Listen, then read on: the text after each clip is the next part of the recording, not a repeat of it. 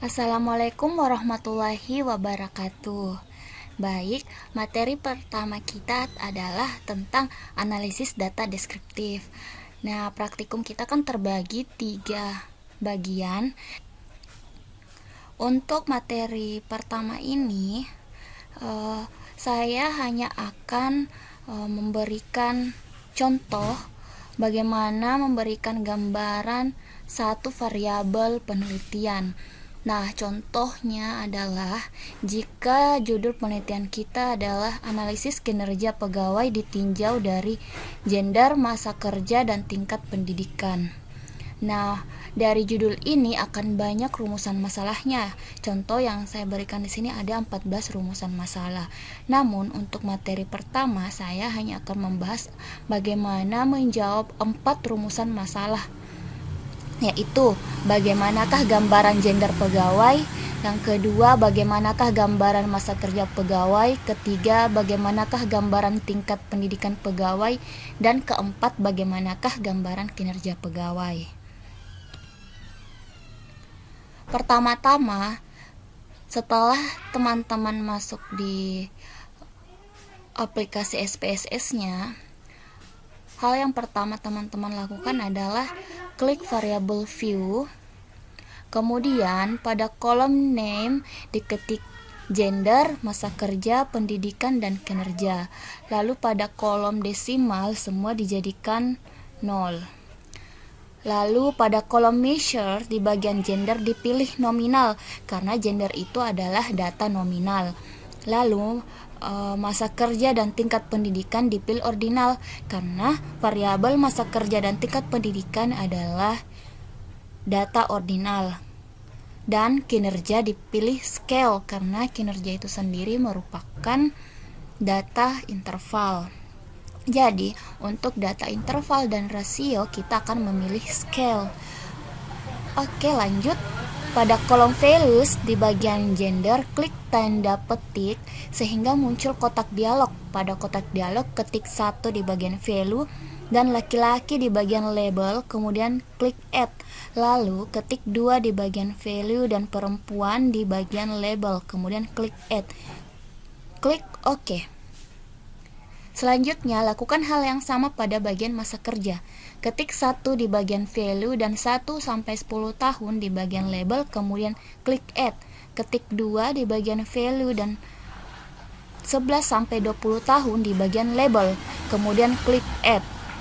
Ketik 3 di bagian value dan 21 sampai 30 tahun di bagian label, kemudian klik add.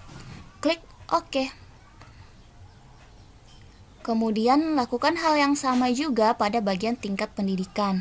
Ketik 1 di bagian value dan SD di bagian label. Kemudian klik add. Ketik 2 di bagian value dan SMP di bagian label, kemudian klik add. Ketik 3 di bagian value dan SMA di bagian label, kemudian klik add.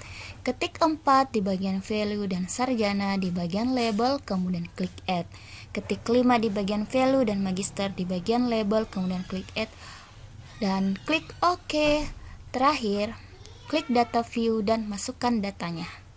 Itu untuk mengisi variabel kita di SPSS. Nah, cara untuk menjawab mengenai gambaran gender pegawai, hal yang perlu kita lakukan adalah, nah, sekarang kita ini sudah masuk di cara pengolahan datanya. Tadi kita telah memasukkan variabel dan memasukkan data kita. Nah, selanjutnya adalah mengolah data.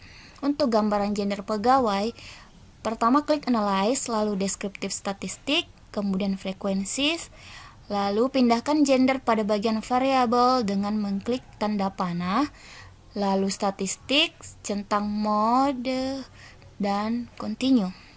Kenapa di sini kita hanya mengklik modusnya ya? Karena ini variabelnya adalah nominal. Jadi kita hanya bisa melihat modusnya. Kemudian di bagian chart, klik chart, lalu bar chart, continue. Nah, di sini kita harus memilih bar chart atau diagram batang karena datanya itu sendiri juga merupakan adalah data nominal. Jadi hanya bisa menampilkan diagram batang. Lalu centang display frequency tables. Lalu oke. Kita lanjut ke rumusan masalah kedua mengenai gambaran masa kerja dan tingkat pendidikan pegawai. Nah, untuk masa kerja dan tingkat pendidikan pegawai itu memiliki cara yang sama karena sama-sama merupakan data ordinal. Caranya yaitu klik analyze, lalu klik descriptive statistik, lalu frekuensi, kemudian pindahkan masa kerja atau tingkat pendidikan pada bagian variabel dengan mengklik tanda panah. Klik statistik, centang modus, maksimum, minimum, lalu continue. Nah, untuk data ordinal kita sudah bisa melihat modus, maksimum, minimum. Jadi itulah yang perlu kita centang.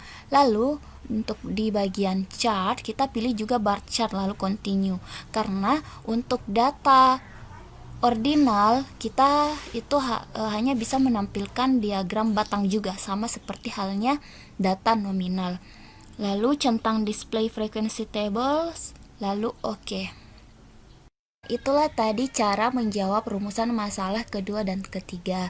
Selanjutnya kita menjawab rumusan masalah yang keempat mengenai gambaran kinerja pegawai.